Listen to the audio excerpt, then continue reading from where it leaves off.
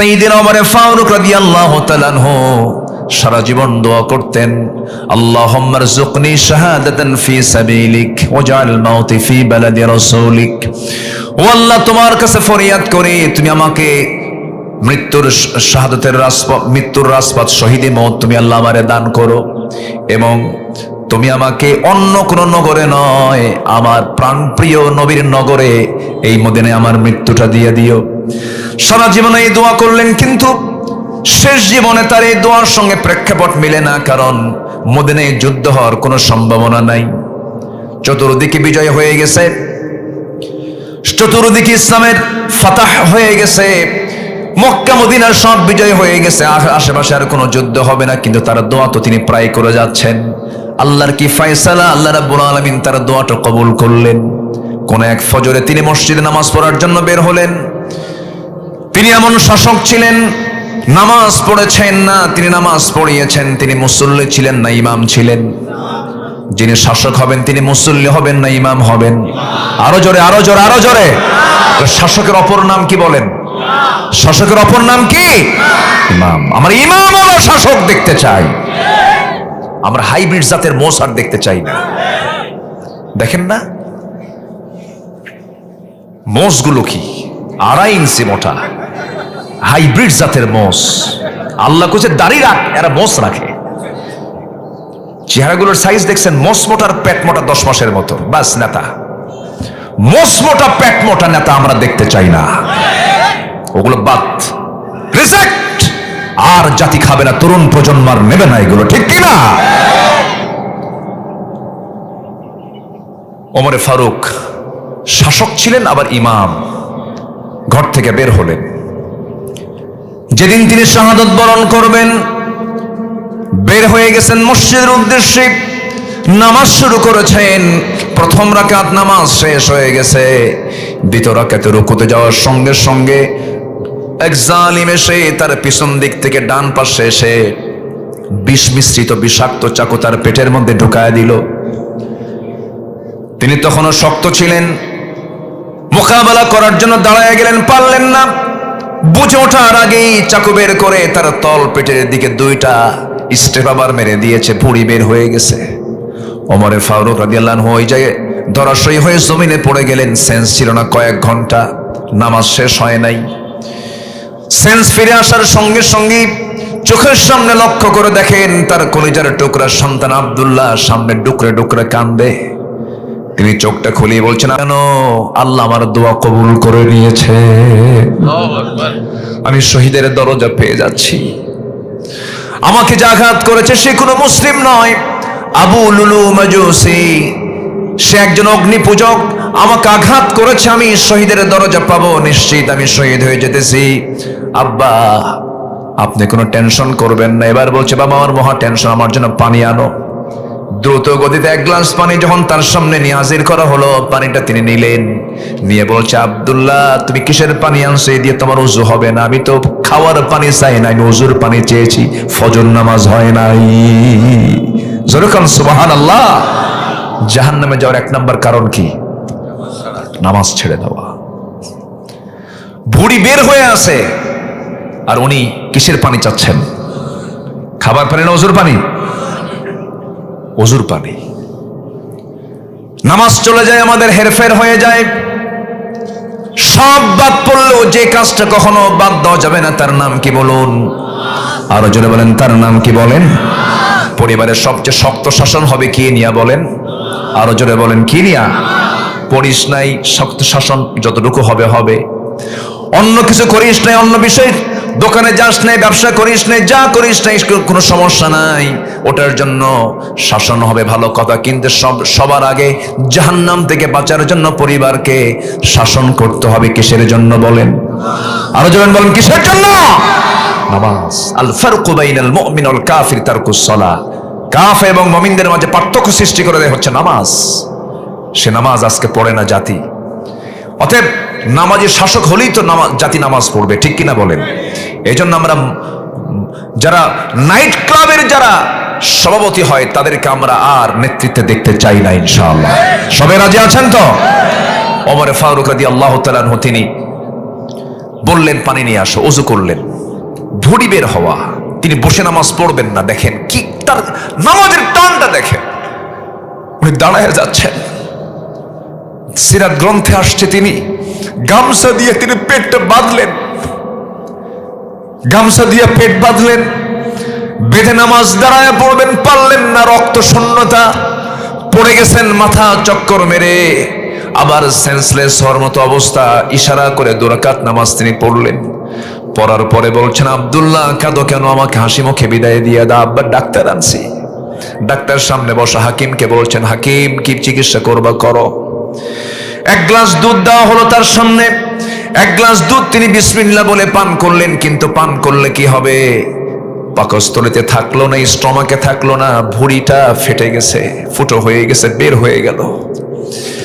সঙ্গে সঙ্গে ডাক্তার চোখের পানি আটকাতে না পেরে বলছেন, আমরা আমাদের আমিরুল মুমিনিনকে হারাতে বসেছি, তিনি আর বাঁচবেন না। ওমরে ফারুক মুস্কি হাসি মেরে বলছে, ডাক্তার তুমি আমাকে বাঁচাবা কেমনে, কারণ নাকের ভিতরে ওমর জান্নাতের ঘ্রাণ পেতেছে। যেরকম সুবহানাল্লাহ। আমি মরে যাব, আমি শহীদ হয়ে যাব, আমি আজকে সফল মনে করছি নিজেকে। আব্দুল্লাহ আমি দুনিয়া থেকে বিদায় নিতেছি, ডাক্তারকে বিদায় দিয়ে দাও। ডাক্তার যখন চলে যাচ্ছিল, তিনি তার পিছন দিকে লক্ষ্য করে দেখেন তার পাজামার কাপড়টা গিরার নিচে। আস্তে করে ডাক দিয়ে বলছে, ডাক্তার এইদিকে আসো, তুমি কই হাদিসটা পড়ো নাই, লা ইয়ানজুরুল্লাহু ইয়াওমাল কিয়ামাহ, ওই বান্দার দিকে আল্লাহ কখনো নজর দিবেন না কিয়ামতের দিন যে বান্দার পাজামার কাপড়টা গিরার নিচে থেকে যায়। চিন্তা করে দেখুন, অন্তিম শয্যায় শায়িত ওমর, তিনি দাওয়াতি কাজ থেকে চুল পরিমাণ নড়েন নাই মৃত্যুর পূর্ব সময় পর্যন্ত। এটার নাম হলো জিকির। এটার নাম কি? জিকির। ওমর ফারুক রাদিয়াল্লাহু তাআলা আনহু এরপরে বলছেন, আব্দুল্লাহ আমার মনে হয় যে কোনো মুহূর্তে আমার ইন্তেকাল হয়ে যাবে, সাকরাতুল মউতের সমস্ত লক্ষণ আমার মধ্যে চলে আসছে, আমি মারা যাচ্ছি। এই জন্য আমি তোমাকে একটা কথা বলতে চাচ্ছি, আমার চরম একটা আকাঙ্ক্ষা, আমার নবীর সঙ্গে যেন আমি ঘুমাতে পারি। কিন্তু নবী যে জায়গায় ঘুমিয়েছেন, সেই নবীর পাশে আমার বন্ধু আবু বকর শুয়ে আছি, কিন্তু জায়গা যেহেতু আমার নয়, আমার যেহেতু জায়গা না, আমি কেমন করে নবীর পাশে ঘুমাবো? জায়গাওয়ালার কাছে একটু যাও, আম্মা জান আয়েশা সিদ্দিকার কাছে গিয়ে আমার সালাম জানায় বল, আমার বড় শখ, আমি নবীর পাশে ঘুমাতে চাই। এই প্রস্তাবনা নিয়ে যখন চলে গেছেন, আম্মা জান আয়েশার কানে যখন চলে গেছে, রক্তাক্ত ওমরের প্রস্তাবনা শুনে আম্মা জান আয়েশা সিদ্দিকা বলছে, নাহারে, এত বড় জগৎধন্য একজন খলিফাতুল মুসলিমিনের প্রস্তাবকে আমি কেমন করে প্রত্যাখ্যান করি? আমি আমার নিজের কবরের জায়গাটা আমি ওমরে ফারুকরে দান করে দিলাম। যেরকম সুবহানাল্লাহ। আমার বন্ধুগণ, এই জন্য জীবনের শেষ নিঃশ্বাস পর্যন্ত যে নিঃশ্বাস আল্লাহ পাক আমাকে চালায় নেন, আমার বডি যিনি আল্লাহ পাক আমাকে দেখেন, আমার বডি চালান, আমার চোখ চালান, আমার কান চালান। চোখ চালান কে? আজ তো চোখ চালান কে? চোখের মধ্যে পানি আছে না নাই? এই পানি দেন কে? এই পানি লবণ না মিঠা? বলেন বলেন বলেন। লবণ করে দিয়েছেন কে? লবণ হওয়ার জন্য পেছনে মেশিন আছে না নাই? আবার কানের মধ্যে ময়লা আছে না নাই? এই ময়লা দিয়েছেন কে? ময়লাটা হলো তিক্ত, তিতা। তাহলে কানের ময়লা তিক্ত, চোখের পানি হলো লবণ। এরপরে জিহ্বাটা আল্লাহ রাব্বুল আলামিন রেখেছেন জোয়ারে। কিসে রেখেছেন বলেন তো? জোয়ারে রেখে দিয়েছেন। জিহ্বাকে আল্লাহ রাব্বুল আলামিন ভাটায় যদি রেখে দিতেন, আমি আপনি কথা বলতে পারতাম না, মুখ শুকে যেত, খাবারে কোনো স্বাদ পেতাম না। আল্লাহ রাব্বুল আলামিন এই জিহ্বাকে জোয়ারে রেখেছেন না ভাটায় রেখেছেন? জোয়ারে রেখেছেন। জোয়ার কেমন জোয়ার এটা বুঝবেন, একটু উদাহরণ দিলে পরে। তেঁতুল দেখলে কি হয়? হ্যাঁ, তেঁতুল দেখলে কেমন হয় বলেন? সিটকে আরেকজনের কালেজা পড়ে, ঠিক কিনা বলেন? কি ভাটা না জোয়ার? জোয়ার। এই জোয়ার কে দিয়েছেন? আল্লাহ দিয়েছেন। এই যে লালাটা আল্লাহ পাক এটা করেছেন স্বাদহীন, কানেরটা করেছেন তিক্ত, চোখেরটা করেছেন লবণ। এই যে ফাংশন গুলো সব কে দেখেন? আসতে বলবেন না কে দেখেন? অতএব আমার জিহ্বা দিয়ে প্রথম জিকির হবে কার জন্য? পৃথিবীর কোন কাজে বান্দার প্রশান্তি নাই, কোন কাজে বান্দা প্রশান্তি পাবে না, শুধু একটা কাজে প্রশান্তি পাবে। আল্লাহ রাব্বুল আলামিন বলেন, আলা বিযিকরিল্লাহি তাতমাইন্নুল কুলুব। বান্দার হৃদয়ে প্রশান্তির জন্য 1 নাম্বার কাজ হলো আল্লাহর জিকির করলে পরে তার চিত্ততায় তৃপ্তি চলে আসবে, মহাতৃপ্ত বোধ হবে তার ভিতরে। টাকা আছে, শান্তি নাই, বন্ধু আছে, আত্মার সঙ্গ নাই, বিনোদন আছে, শান্তি নাই। এই পৃথিবীতে আল্লাহ রাব্বুল আলামিন বলছেন, যে বান্দা আমার জিকির করবে না, আমি তাকে টাকা দেব, পয়সা দেব, ক্ষমতা দেব, ধন দৌলত দেব, সব দেব, কিন্তু আমি তার ভিতর থেকে শান্তি নামক জিনিসটা তুলে নেব। ঠিক কিনা বলেন? অনেকের টাকা পয়সা আছে না, কিন্তু শান্তি নাই, 4-5টা ঘুমের ওষুধ খায়ও ঘুম ধরে না। আছে না, আছে না নাই বলেন তো?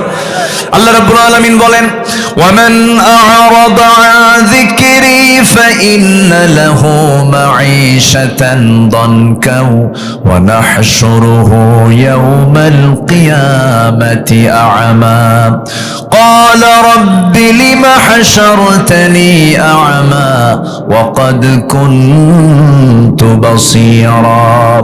আমার জিকির থেকে যে বান্দা নিজেকে গুটিয়ে রাখবে, আমি তার জন্য দুনিয়ার জীবনটা সংকীর্ণ করে দেব এবং আখিরাতে আমি তাকে কানা করে তুলব, অন্ধ করে তুলব। বান্দা বলবে, আল্লাহ আমি তো চক্ষুওয়ালা ছিলাম, আজকে আমি কেন অন্ধ হলাম?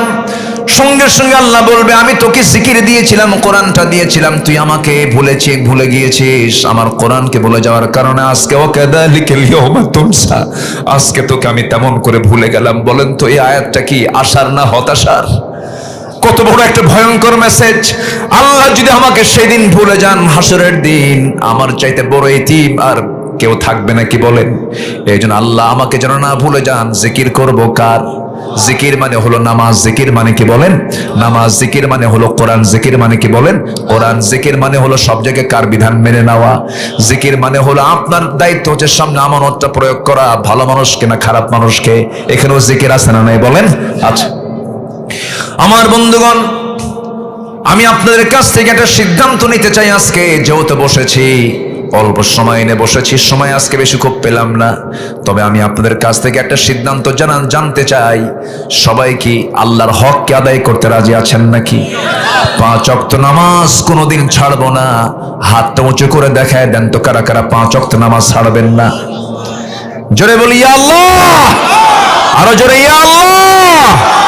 আমাদেরকে 5 ওয়াক্ত সালাত আদায় করার তৌফিক তুমি আল্লাহ দিয়া দাও। জোরে বলি আমিন। আবার বলি ইয়া আল্লাহ। পরিবারকে নামাজ পর্দার সাথে পরিচালনা করব, আল্লাহ সেই তৌফিক দিয়া দাও।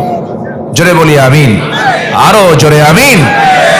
আমার দেশে নামাজি বেশি না ইমানদার বেশি?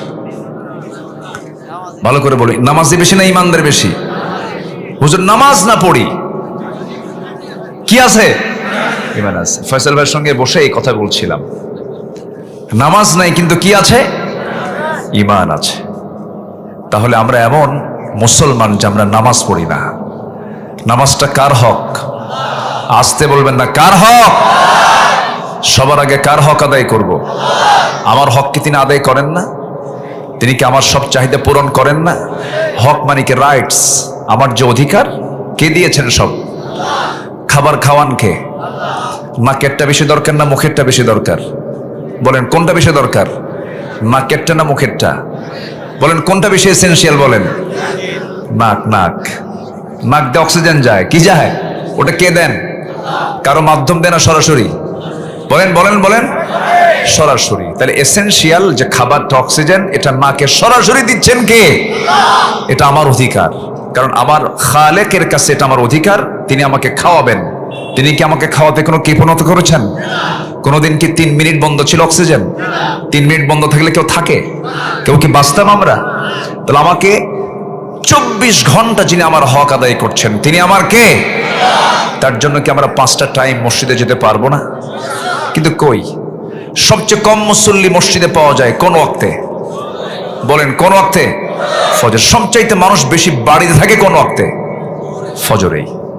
ফজরই বাড়িতে থাকে, কিন্তু ফজর নামাজে মসজিদ ফাঁকা। 5 বুড়া যায়। কয় বুড়া? যখন বলা হয় চাচা আপনি আসছেন কেন মসজিদে? কে বাবা আমিও আসতাম না, বুড়ি নাই তো এই জন্য আসছে। কি কথা কি বুঝতেছেন আপনারা? তাহলে আমাদের হালতটা হচ্ছে আমরা আল্লাহকে ঠকাচ্ছি না নিজেরাই ঠকে যাচ্ছি? বলেন নিজেরাই ঠকে যাচ্ছি। কোরআনকে প্রশ্ন করুন, কোরআন বলো তো সবচেয়ে বেশি আযাব হবে কোন অপরাধে? কোরআন বলে দাও। আল্লাহ রাব্বুল আলামিন কোরআনে কারীমের ভিতরে বলছেন, فخلف من بعدهم خلف أضاعوا الصلاة واتبعوا الشهوات فسوف يلقون غيا জোরে বলুন আল্লাহু আকবার। আল্লাহ রাব্বুল আলামিন দুই অপরাধের কারণে সবচেয়ে বেশি শাস্তি দিবেন। নাম্বার 1 হলো যারা নামাজকে নষ্ট করে ফেলবে, নামাজ যারা পড়বে না। নাম্বার 2 হলো নফসের যারা দাসত্ব করবে। আল্লাহ রাব্বুল আলামিন বলছেন, আমি শুধু তাকে জাহান্নাম দেব না, জাহান্নামের গর্ত, গাই নামক গর্তের মধ্যে আমি তাকে ঢুকায়া ছাড়বো। এত ভয়ঙ্কর সেই গর্ত, কুরতুবীর ভিতরে এসেছে জাহান্নাম পর্যন্ত গাই নামক গর্তের কথা শুনলে পরে ভয় পায়। দুনিয়ার জেলখানার মধ্যে সেল আছে, সেল আছে না? সেলটা জেলের চাইতে সহজ না কঠিন? বলেন সহজ না কঠিন? একবার যাওয়ার সুযোগ হয়েছিল জেলখানায়, এই যে গেছিলাম একবার। কোনো দোষ ছিল না আমাদের, আমাদের তো কোনো অপরাধ নাই। আমরা কি দেশ চালাইছি কখনো? আমরা হুজুররা দেশ চালাইছে কখনো? না। ধরে নিয়ে চলে গেল, কোনো কারণ নাই। রাত 3টার দিকে পুলিশ ধরে বলে, হুজুর ওসি সাহেব সালাম জানাইছে, চা খাওয়ার দাওয়াত। রাত 3টায় চা খাওয়ার দাওয়াত থাকে? নিয়ে চলে গেল। সেখানে আমাকে ধরে নিয়ে আবার কোর্টে চালান দিয়ে দিল। কোর্টে ঢুকলাম। কোর্টের যিনি জাজ, যিনি চেয়ারে বসা, উনি চিনে জিব্বাই কামড় মেরে বলে, হুজুরে ধরে আনলো খানা। মামলার ধারা দেখে দেখেছে জামিন দিলে তো চাকরি থাকবে না। প্রিজন ভ্যানে করে হ্যান্ডকাফ লাগায়া, বড় আসামি তো আমরা, নিয়ে চলে গেল জেলখানায়। ভিতরে ঢুকেই দেখি এক মুরব্বী চাচা, 80 বয়স, শিবগঞ্জের দিকে বাড়ি হবে তার মনে হয়। তো উনি আমাকে দেখেই লম্বা একখান সালাম দিয়ে বলে, হুজুর আপনি জেলখানায় ঢুকলেন, খুব খুশি হলাম। তো বললাম, জেলখানায় ঢুকলে কে খুশি হয় চাচা? কে বাবাজি, বহুদিন আপনার মাহফিল শুনেছি, বহুবার গেছে আপনার ওয়াজে, এত চেষ্টা করছে একটাবার মুসাফা করব, পারি নাই, আল্লাহ জুটাই দিছে, দোয়া করে জেলখানায় থাকেন আপনি। তো বললাম, চাচা তো মোটামুটি হাসি খুশি। বললাম, চাচা আপনি কেন জেলখানায়? তো বলছে, বাবাজি বোমা হামলা, মানে ওনার নামে দিছে বোমার মামলা। তাহলে 80 বয়স লোকের যদি নামে বোমার মামলা দিয়ে দেয়, তাহলে বলুন তো ওনার হাতে যদি বোমা তুলে দেওয়া হয়, জায়গায় পড়বে না মাথায় পড়বে? এই 16 বছর এরা এগুলোই করেছিল। ফেরাউন বেঁচে ছিল 1600 বছর, এরা ছিল 16 বছর। সংখ্যার যে মিল হলো কেমনে বুঝলাম না। চরিত্র মিল আছে না নাই? জুলুম করেছে, মামু বাড়ি দিল্লি গিয়ে বসে আছে। যারা জুলুম করবেন তারাও ওই দিকে যাবেন। অতএব যারা জুলুম করবেন আমরা তাদেরকে দেখতে চাই, ঠিক কিনা? অনেক জুলুম, জি ইনশাআল্লাহ। ওনার, আমার তো মাহফিল এখানে, ওনার মাহফিল আরো 8টা আছে, বহু দৌড়াতে হচ্ছে। তো উনি যান, উনি চলে যাচ্ছেন। আপনারা যাবেন নাকি? আপনারা আছেন তো ইনশাআল্লাহ? আপনি আছেন তো? আচ্ছা বসেন। সারা রাত আছেন আপনারা? আমি তো রাতের না আজকে, আমি আলেমের দিন, আলেমের রাত না তো আজকে, আমি আজকে দিনে আছি। জি জোরে বলি ইনশাআল্লাহ। আমার দিকে তাকান। তাহলে জাহান্নামে যাওয়ার সবচেয়ে বড় 2টা কারণ, নামাজ না ছাড়া, নামাজ না পড়া, আরেকটা কি? নফসের দাসত্ব করা। আমরা কি এই 2টা কাজ ছেড়ে দেব ইনশাআল্লাহ? সবাইকে ছাড়তে রাজি আছি? সবাই বসেন, কেউ নড়বেন না। মাহফিলের সৌন্দর্য রক্ষার দায়িত্ব একার না সবার? আসতে বলবেন না, একার না সবার? সবার। 2টো পয়েন্ট আমি বের করেছি আজকে। নামাজ না ছেড়ে দেওয়া, অর্থাৎ নামাজ ছাড়লে বিপদ, আর নফসের দাসত্ব করা, নফসের দাসত্ব না করলে ভালো, আর দাসত্ব করলে সব শেষ। চেয়ারে বসে আছে একজন, একটা চেয়ার ক্ষমতার চেয়ার। এই চেয়ারে একটা চোর বসবে অথবা আল্লাহওয়ালা বসবে। আপনার সামনে 2টা মানুষ দাঁড়ায় আছে, একটা চোর, একটা আল্লাহওয়ালা, একটা নামাজি, একটা বেনামাজি। একটা আল্লাহর দল করে আর একটা দুনিয়ার দল করে। 2 ধরনের মানুষ আপনার সামনে দাঁড়ানো আছে। আপনার দায়িত্ব এই চেয়ারে বসায় দেওয়া চোরকে না আল্লাহওয়ালাকে? আল্লাহর দলের মানুষ না দুনিয়ার দলের মানুষকে? আপনার দায়িত্ব হচ্ছে এমন ব্যক্তিকে চেয়ারে বসায় দেওয়া। যদি না আপনি বসায় দেন, চোরকে বসান, চোর চুরি করে যা কামাই করবে, গুনাহ কামাই করবে, সব একটা অংশ আপনার আমলনামায় চলে যাবে। আমার কথা কি ক্লিয়ার? আমার কথা কি বুঝতেছেন? শোনেন, সারা রাত ধরে তাহাজ্জুদ পড়ে চোখের পানি ফেলে ফেলে কাঁদলেন, কিন্তু আপনার আমানতদারিতে আপনার খেয়ানত করলেন, আপনি চোরের পক্ষে কথা বললেন, ডাকাতের পক্ষে কথা বললেন, খুনের পক্ষে কথা বললেন, জিনার পক্ষে কথা বললেন, ওই তাহাজ্জুদের কোনো দাম আল্লাহর আদালতে নাই। এজন্য আমাদের আমানত ঠিক রাখার দরকার আছে না নাই? এখন কোরআনকে বলুন, কোরআন বলো তো ইমানদার কারা, মুমিন কারা? মুমিনের পরিচয়টা কি তুমি বলো? কোরআন বলে দিচ্ছে, যার মধ্যে 7টা চরিত্র থাকবে। কয়টা চরিত্র বলেন তো? আমরা মিলাই নেব, যদি থাকে তাহলে আমরা ঠিক আছি। আল্লাহ রাব্বুল আলামিন বলেন, قد أفلح المؤمنون الذين هم في صلاتهم خاشعون والذين هم عن اللغو معرضون والذين هم للزكاة فاعلون والذين هم لفروجهم حافظون এরপর والذين هم لأماناتهم وعهدهم راعون والذين هم على صلواتهم يحافظون أولئك هم الوارثون الذين يرثون الفردوس هم فيها خالدون জোরে বলুন আল্লাহু আকবার। আল্লাহ রাব্বুল আলামিন বলেন, 7টা চরিত্র, 7টা গুণ যার মধ্যে থাকবে, আমি আল্লাহ তার হাতে জান্নাতুল ফেরদাউসের চাবি তুলে দেব। নাম্বার 1 হলো যারা নামাজটাকে কন্টিনিউ সুন্দর করবে, খুশুর সঙ্গে যারা নামাজ পড়বে। নাম্বার 2 হলো জবান যারা ঠিক রাখবে, আজে বাজে বেহুদা কথা যারা বলবে না, গুনে গুনে কথা বলবে। সারাদিন কয়টা কথা বলেছি? কথা না থাকলে চুপ থাকাও ইবাদত। সুবহানাল্লাহ বলেন। কথা বলবো অগণন না গুনে গুনে? বলেন বলেন বলেন। গুনে গুনে ইমানদার কথা বলবে। অগণন কথা বলার দায়িত্ব ইমানদারের নয়, কথা হবে কম। আল্লাহ পাক বলছেন, লিমা তাকুলুনা মা লা তাফআলুন, যা করো না তা বলো কেন? আমার বন্ধুগণ, জিহ্বার বিশ্রাম যার বেশি, ইমানের মজবুতি তার বেশি। জিহ্বার বিশ্রাম যার কম, যে ঘন ঘন কথা বলবে তার মধ্যে গীবত আসবে, মিথ্যা আসবে, ছলচাতুরি আসবে, চাপাবাজি আসবে, অনেক তেল মারা কথা বের হবে। কিন্তু কথা যার সবচেয়ে কম হবে, সেই বান্দা জান্নাতে যাওয়ার জন্য উপযুক্ত। যেরকম সুবহানাল্লাহ। নাম্বার 3 হলো যাকাত যারা ঠিক মতো আদায় করবে। নাম্বার 4 হলো যারা লজ্জাস্থানের যারা হেফাজত করবে। অর্থাৎ লজ্জাস্থান তো আছে, আরো গুনাহ আছে। লজ্জাস্থানে তো আগে গুনাহ হয় না, আগে চোখ দিয়ে গুনাহ হয়। চোখের জেনা আছে না নাই? অনলাইনের দুনিয়ায় বোরকা পরা যেমন ফরজ, বোরকা পরা যেমন আপনার জন্য জরুরি আমার মায়েরা, তেমনি পুরুষদের জন্য বোরকা ছাড়া আরো পর্দার হুকুম আছে না নাই? বলেন। মেয়েরা বোরকা পরে, মেয়ে ছেলেরা কি করবে? কি বলেন? ছেলেরা কি পড়বে? বলেন বলেন বলেন বলেন বলেন। মেয়েরা বোরকা পড়বে কেন? আল্লাহ পাক তাদের সতরটা দিয়েছেন গোটা বডি জুড়ে। আসলে কি পোশাকে পর্দা না চোখে পর্দা? বলেন বলেন বলেন। অনলাইনের দুনিয়ায় একটা মেয়ে বোরকা পড়ে আছে, বোরকা পড়ে, কিন্তু সারাদিন ধরে মোবাইলে পরপুরুষকে দেখে। তাহলে ওর বোরকা পরে কোনো লাভ আছে বলেন তো? বোরকা ছাড়া বাইরে বেরে হয় না, কিন্তু সারাদিন মোবাইলে টিপে পরপুরুষকে দেখতেছে, নাচ দেখতেছে। জানো আজকে কলকাতার না অমুক অনুষ্ঠানটা আছে, এগুলো সব মুখস্থ, কিন্তু ওইদিকে উনি তাহাজ্জুদ পড়ে। আছে না নাই? তাহলে যে চোখ পরপুরুষকে দেখবে, যে চোখ তার পরনারীকে দেখবে, সে কি ইমানদার না জেনাকার? আজ থেকে ইমানদার না জেনাকার?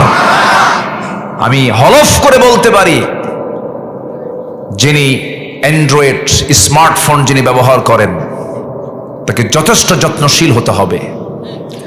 আজকের এই প্রযুক্তির দুনিয়ায় সবচাইতে বেশি গুনাহ হচ্ছে যেটা মাধ্যম, সেটা হলো স্মার্টফোন। আমি যুবক, এখানে মাহফিলে যুবকরা বেশি। তো জানো, তোমার তারুণ্য, তোমার উজ্জীবিত শক্তি, এই তরুণ প্রজন্মের সাহসিকতায় যে বিপ্লব আল্লাহ পাক দিয়েছেন, যে বিজয় দিয়েছেন, এই বিজয় অবশ্যই টিকে থাকবে যখন তোমার মধ্যে চারিত্রিক সৌন্দর্য রক্ষা পাবে। ঠিক কিনা? তোমার চারিত্রিক সৌন্দর্য যদি নষ্ট হয়, আবু সাইদ মুগ্ধদের রক্তের সঙ্গে বেঈমানি হয়ে যাবে। আবু সাইদ মুগ্ধরা জীবন দিয়েছে, তাদের রক্তের এই বদলা আমরা দেখতে চাই আগামীর সরকারে, আগামীর নেতৃত্বে। আমরা সৎ, যোগ্য এবং সাহসী একজন শাসক আমরা দেখতে চাই।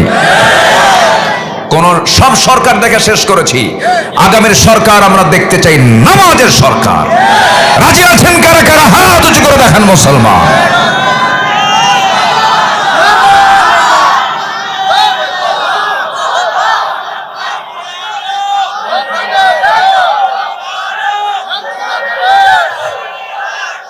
আল্লাহ কবুল করুন, জোরে বলি আমিন, আরো জোরে আমিন।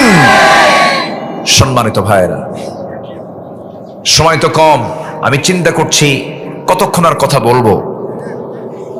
রাগ করতেছেন নাকি আপনারা? জুমার পরে উঠতে পারলে খুব ভালো হতো, একটু মনোযোগ দিয়ে কথাগুলো শোনেন। তাহলে ইমানদারের 7টা গুণের সাথে আমাদের মিল রাখার দরকার আছে না নাই? আচ্ছা, গেল। জাহান্নামে যাওয়ার অন্যতম কারণ 2টা বলেছি, মনে আছে আপনাদের? কি বলেন তো? নামাজ ছেড়ে দেওয়া। এই জাতি সবচেয়ে বড় অপরাধ করছে এখন, কি বলেন? শুক্রবারের দিন জুমার নামাজে যায় 15% লোক, আর 5% লোক আমার দেশে গড়ে নামাজ পড়ে। এই চিত্র থাকতো না যদি 54 বছরের যে কোনো একটা সরকার, যদি নামাজের সরকার আসতো। কথা বোঝেন না আপনারা? প্রজ্ঞাপন জারি হতো, সবাইকে 5 ওয়াক্ত নামাজ পড়তে হবে, নচেত জরিমানা হবে। অথবা নামাজের একটা আইন, নামাজের একটা কানুন যদি সমাজে চালু হয়ে যেত, দেখতেন নামাজের একটা পরিবেশ তৈরি হয়ে যেত। আজান হয়েছে, সব দোকানপাট বন্ধ হয়ে যেত। কিন্তু সেই নামাজের সরকার আসুক, নামাজের আইন সংসদে বিল আকারে পাশ করার কোন সরকারকে আমরা পেয়েছিলাম না। আমরা এমন একটি সুন্দর সমাজ, এমন একটা সুন্দর সোনালী রাষ্ট্র আমরা দেখতে চাই যেখানে এমন কিছু আসার সম্ভাবনা আছে। এটি কি অন ইসলামী দল দিয়ে সম্ভব না ইসলামী দল দিয়ে সম্ভব? বলেন বলেন, কি দিয়া? প্রাইম মিনিস্টার হাসিনা সাবেক অবৈধ, কি অবৈধ না? ভোট দিছেন কোনোদিন? 16 বছর কেউ ভোট দিছে? অটো, সব কি অটো হয়ে গেছে। আচ্ছা, এই সমস্ত কথা কি রাগ করতেছেন নাকি আপনারা? রাগ করতেছেন আপনারা? আমাদেরকে বলে হুজুর রাজনীতি নিয়ে কোনো কথা বলবেন না।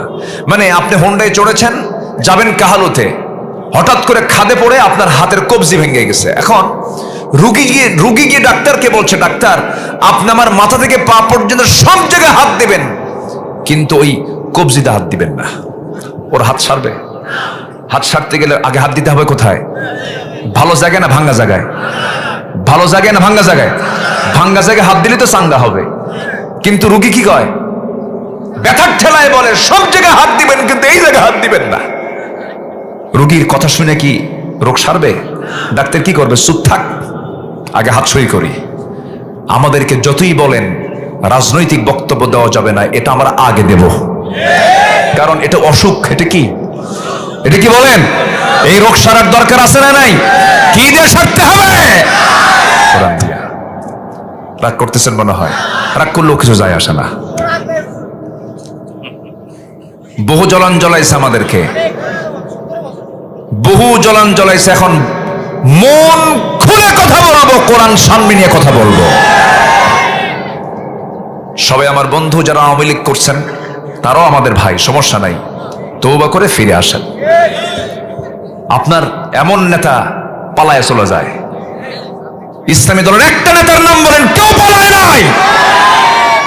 আল্লামা সাইদ রাহিমাহুল্লাহর সাথে আমার 2009 সালে হজ হয়েছে, প্রথম হজ 2009 সালে। আমার জীবনের প্রথম হজ, ওনার লাস্ট হজ।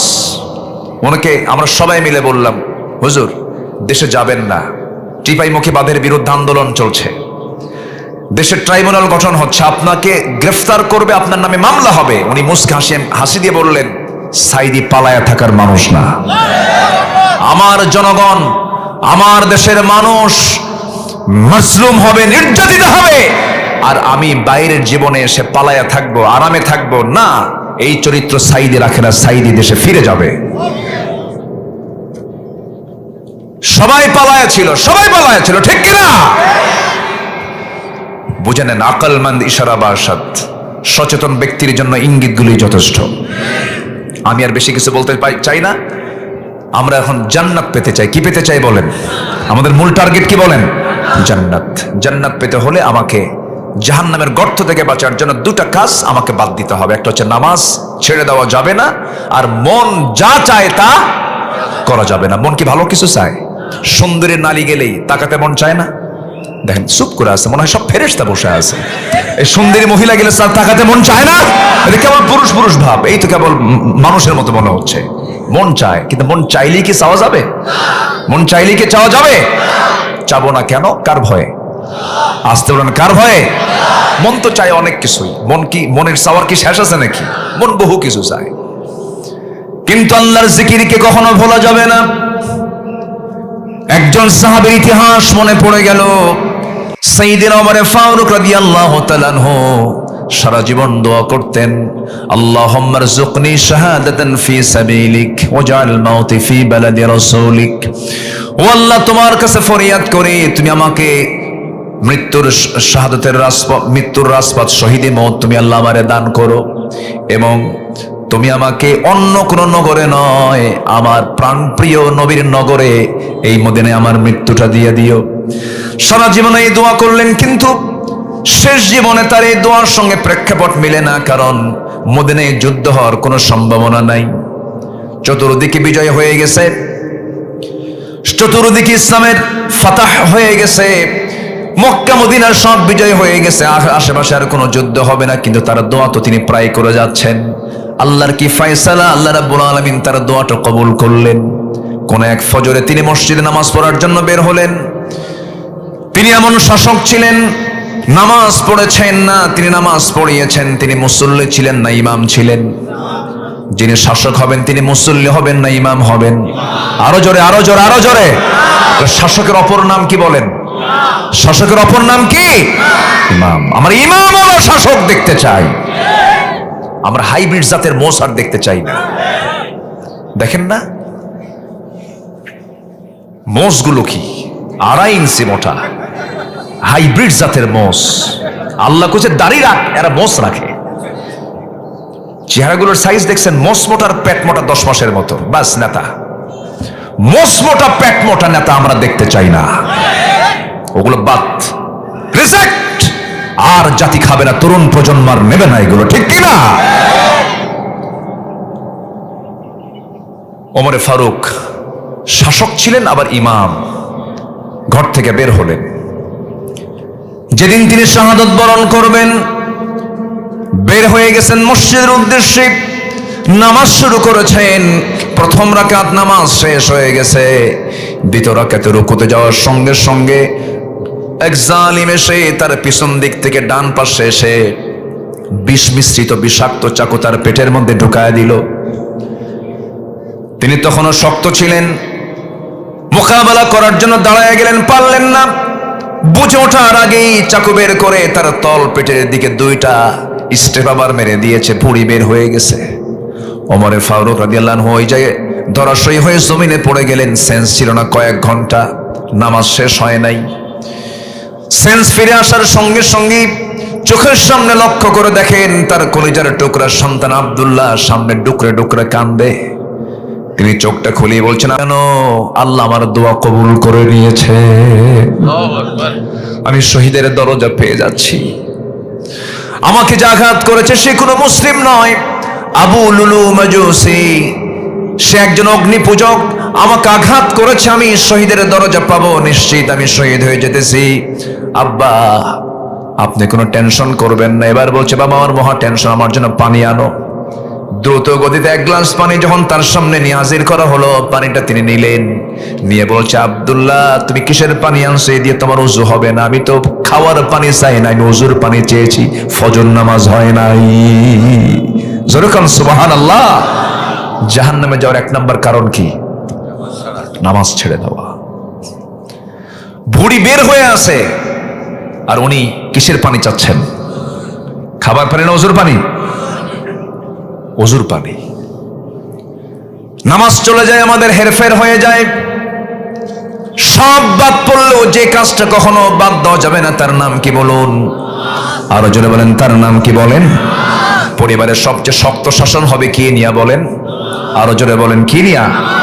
পড়িস নাই, শক্ত শাসন যতটুকু হবে হবে। অন্য কিছু করিস নাই, অন্য বিষয় দোকানে যাস নাই, ব্যবসা করিস নাই, যা করিস নাই কোনো সমস্যা নাই, ওটার জন্য শাসন হবে ভালো কথা। কিন্তু সবার আগে জাহান্নাম থেকে বাঁচার জন্য পরিবারকে শাসন করতে হবে। কিসের জন্য বলেন? আরো জোরে বলেন কিসের জন্য? নামাজ। আল ফারকু বাইনাল মুমিন ওয়াল কাফির তারকুস সালাহ। কাফের এবং মুমিনদের মাঝে পার্থক্য সৃষ্টি করে দেয় হচ্ছে নামাজ। সে নামাজ আজকে পড়ে না জাতি। অতএব নামাজের শাসক হলেই তো জাতি নামাজ পড়বে, ঠিক কিনা বলেন? এই জন্য আমরা যারা নাইট ক্লাবের যারা সভাপতি হয় তাদেরকে আমরা আর নেতৃত্বে দেখতে চাই না ইনশাআল্লাহ। সবাই রাজি আছেন তো? ওমর ফারুক রাদিয়াল্লাহু তাআলা আনহু তিনি বললেন পানি নিয়ে আসো, ওযু করলেন, ভুঁড়ি বের হওয়া, তিনি বসে নামাজ পড়বেন না। দেখেন কি তার নামাজের টানটা দেখেন, উনি দাঁড়ায় যাচ্ছেন। সিরাত গ্রন্থে আসছে তিনি গামছা দিয়ে তিনি পেটটা বাঁধলেন, গামছা দিয়ে পেট বাঁধলেন, বেঁধে নামাজ দাঁড়ায় পড়বেন, পারলেন না, রক্ত শূন্যতা, পড়ে গেছেন, মাথা চক্কর মেরে আবার সেন্সলেস হওয়ার মতো অবস্থা। ইশারা করে 2 রাকাত নামাজ তিনি পড়লেন। পড়ার পরে বলছেন, আব্দুল্লাহ কাঁদো কেন? আমাকে হাসি মুখে বিদায় দিয়ে দাও, আব্বা ডাক্তার আনছি। ডাক্তার সামনে বসা হাকিমকে বলছেন, হাকিম কি চিকিৎসা করবা করো। 1 গ্লাস দুধ দেওয়া হলো তার সামনে। 1 গ্লাস দুধ তিনি বিসমিল্লাহ বলে পান করলেন। কিন্তু পান করলে কি হবে? পাকস্থলীতে থাকলো না, স্টমাকে থাকলো না, ভুঁড়িটা ফেটে গেছে, ফুটো হয়ে গেছে, বের হয়ে গেল। সঙ্গে সঙ্গে ডাক্তার চোখের পানি আটকাতে না পেরে বলছেন, আমরা আমাদের আমিরুল মুমিনিনকে হারাতে বসেছি, তিনি আর বাঁচবেন না। ওমর ফারুক মুস্কি হাসি মেরে বলছে, ডাক্তার তুমি আমাকে বাঁচাবা কেমনে? কারণ নাকের ভিতরে ওমর জান্নাতের ঘ্রাণ পেতেছে। যেরকম সুবহানাল্লাহ। আমি মরে যাব, আমি শহীদ হয়ে যাব, আমি আজকে সফল মনে করছি নিজেকে। আব্দুল্লাহ আমি দুনিয়া থেকে বিদায় নিতেছি, ডাক্তারকে বিদায় দিয়ে দাও। ডাক্তার যখন চলে যাচ্ছিল তিনি তার পিছন দিকে লক্ষ্য করে দেখেন তার পাজামার কাপড়টা গিরার নিচে। আস্তে করে ডাক দিয়ে বলছে, ডাক্তার এইদিকে আসো, তুমি কই হাদিসটা পড়ো নাই? লা ইয়ানজুরুল্লাহু ইয়াওমাল কিয়ামাহ, ওই বান্দার দিকে আল্লাহ কখনো নজর দিবেন না কিয়ামতের দিন যে বান্দার পাজামার কাপড়টা গিরার নিচে থেকে যায়। চিন্তা করে দেখুন, অন্তিম শয্যায় শায়িত ওমর তিনি দাওয়াতি কাজ থেকে চুল পরিমাণ নড়েন নাই মৃত্যুর পূর্ব সময় পর্যন্ত। এটার নাম হলো জিকির। এটার নাম কি? জিকির। ওমর ফারুক রাদিয়াল্লাহু তাআলা আনহু এরপরে বলছেন, আব্দুল্লাহ আমার মনে হয় যে কোনো মুহূর্তে আমার ইন্তেকাল হয়ে যাবে, সাকরাতুল মউতের সমস্ত লক্ষণ আমার মধ্যে চলে আসছে, আমি মারা যাচ্ছি। এই জন্য আমি তোমাকে একটা কথা বলতে চাচ্ছি, আমার চরম একটা আকাঙ্ক্ষা, আমার নবীর সঙ্গে যেন আমি ঘুমাতে পারি। কিন্তু নবী যে জায়গায় ঘুমিয়েছেন সেই নবীর পাশে আমার বন্ধু আবু বকর শুয়ে আছি, কিন্তু জায়গা যেহেতু আমার নয়, আমার যেহেতু জায়গা না, আমি কেমন করে নবীর পাশে ঘুমাবো? জায়গাওয়ালার কাছে একটু যাও, আম্মা জান আয়েশা সিদ্দিকার কাছে গিয়ে আমার সালাম জানায় বল, আমার বড় শখ, আমি নবীর পাশে ঘুমাতে চাই। এই প্রস্তাবনা নিয়ে যখন চলে গেছেন, আম্মা জান আয়েশার কানে যখন চলে গেছে, রক্তাক্ত ওমরের প্রস্তাবনা শুনে আম্মা জান আয়েশা সিদ্দিকা বলছেন, আহারে এত বড় জগৎধন্য একজন খলিফাতুল মুসলিমিনের প্রস্তাবকে আমি কেমন করে প্রত্যাখ্যান করি? আমি আমার নিজের কবরের জায়গাটা আমি ওমরে ফারুকরে দান করে দিলাম। যেরকম সুবহানাল্লাহ। আমার বন্ধুগণ, এই জন্য জীবনের শেষ নিঃশ্বাস পর্যন্ত যে নিঃশ্বাস আল্লাহ পাক আমাকে চালায় নেন, আমার বডি যিনি আল্লাহ পাক আমাকে দেখেন, আমার বডি চালান, আমার চোখ চালান, আমার কান চালান। চোখ চালান কে? আজ তো চোখ চালান কে? চোখের মধ্যে পানি আছে না নাই? এই পানি দেন কে? এই পানি লবণ না মিঠা? বলেন বলেন বলেন। লবণ করে দিয়েছেন কে? আবার লবণ হওয়ার জন্য পেছনে মেশিন আছে না নাই? আবার কানের মধ্যে ময়লা আছে না নাই? এই ময়লা দিয়েছেন কে? ময়লাটা হলো তিক্ত, তিতা। তাহলে কানের ময়লা তিক্ত, চোখের পানি হলো লবণ। এরপরে জিহ্বাটা আল্লাহ রাব্বুল আলামিন রেখেছেন জোয়ারে। কিসে রেখেছেন বলেন তো? জোয়ারে রেখে দিয়েছেন।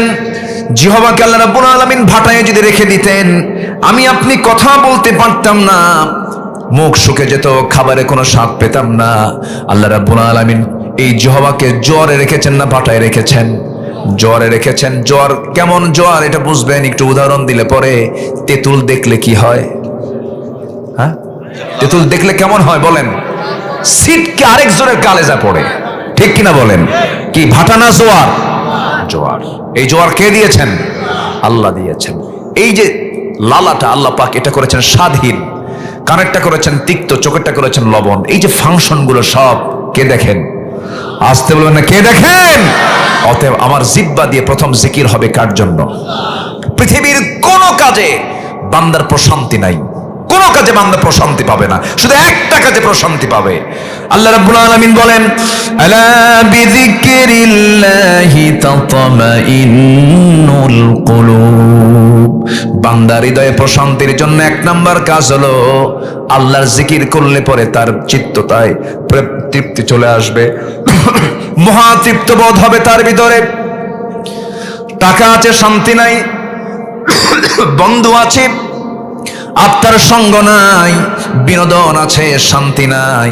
এই পৃথিবীতে আল্লাহ রাব্বুল আলামিন বলছেন, যে বান্দা আমার জিকির করবে না, আমি তাকে টাকা দেব, পয়সা দেব, ক্ষমতা দেব, ধন দৌলত দেব, সব দেব, কিন্তু আমি তার ভিতর থেকে শান্তি নামক জিনিসটা তুলে নেব। ঠিক কিনা বলেন? অনেকের টাকা পয়সা আছে না, কিন্তু শান্তি নাই। 4-5টা ঘুমের ওষুধ খায়ও ঘুম ধরে না। আছে না? আছে না? নাই বলেন তো। আল্লাহ রাব্বুল আলামিন বলেন, ওয়ামান আ'রাদা আন যিকরি ফাইন্না লাহু মাঈশাতান দানকা ওয়া নাহশুরুহু ইয়াওমাল কিয়ামাতি আ'মা ক্বালা রাব্বি লিমা হাশারতানি আ'মা ওয়া ক্বাদ কুনতু বাসীরা। আমার জিকির থেকে যে বান্দা নিজেকে গুটিয়ে রাখবে, আমি তার জন্য দুনিয়ার জীবনটা সংকীর্ণ করে দেব এবং আখিরাতে আমি তাকে কানা করে তুলব, অন্ধ করে তুলব। বান্দা বলবে, আল্লাহ আমি তো চক্ষুওয়ালা ছিলাম, আজকে আমি কেন অন্ধ হলাম? সঙ্গে সঙ্গে আল্লাহ বলবে, আমি তোকে জিকির দিয়েছিলাম, কোরআনটা দিয়েছিলাম, তুই আমাকে ভুলে গিয়েছিস। আমার কোরআনকে ভুলে যাওয়ার কারণে আজকে ওয়াকাযালিকাল ইয়াওমা তুনসা, আজকে তোকে আমি তেমন করে ভুলে গেলাম। বলেন তো এই আয়াতটা কি আশার না হতাশার? কত বড় একটা ভয়ঙ্কর মেসেজ। আল্লাহ যদি আমাকে সেদিন ভুলে যান, হাসরের দিন আমার চাইতে বড় ইতিম আর কেউ থাকবে না, কি বলেন? এই জন্য আল্লাহ আমাকে যেন না ভুলে যান। জিকির করব কার? জিকির মানে হলো নামাজ। জিকির মানে কি বলেন? নামাজ। জিকির মানে হলো কোরআন। জিকির মানে কি বলেন? কোরআন। জিকির মানে হলো সব জায়গায় কার বিধান মেনে নেওয়া। জিকির মানে হলো আপনার দায়িত্ব হচ্ছে সামনে আমানতটা প্রয়োগ করা, ভালো মানুষকে না খারাপ মানুষকে। এখানেও জিকির আছে না নাই বলেন? আচ্ছা আমার বন্ধুগণ, আমি আপনাদের কাছ থেকে একটা সিদ্ধান্ত নিতে চাই আজকে। যেহেতু বসেছি, অল্প সময় নিয়ে বসেছি, সময় আজকে বেশি খুব পেলাম না, তবে আমি আপনাদের কাছ থেকে একটা সিদ্ধান্ত জানতে চাই। সবাই কি আল্লাহর হককে আদায় করতে রাজি আছেন নাকি? 5 ওয়াক্ত নামাজ কোনোদিন ছাড়বো না। হাতটা উঁচু করে দেখায় দেন তো কারা কারা 5 ওয়াক্ত নামাজ ছাড়বেন না? জোরে বলি ইয়া আল্লাহ, আরো জোরে ইয়া আল্লাহ। আমাদেরকে 5 ওয়াক্ত সালাত আদায় করার তৌফিক তুমি আল্লাহ দিয়া দাও। জোরে বলি আমিন। আবার বলি ইয়া আল্লাহ। পরিবারকে নামাজ পর্দার সাথে পরিচালনা করব, আল্লাহ সেই তৌফিক দিয়া দাও। জোরে বলি আমিন, আরো জোরে আমিন।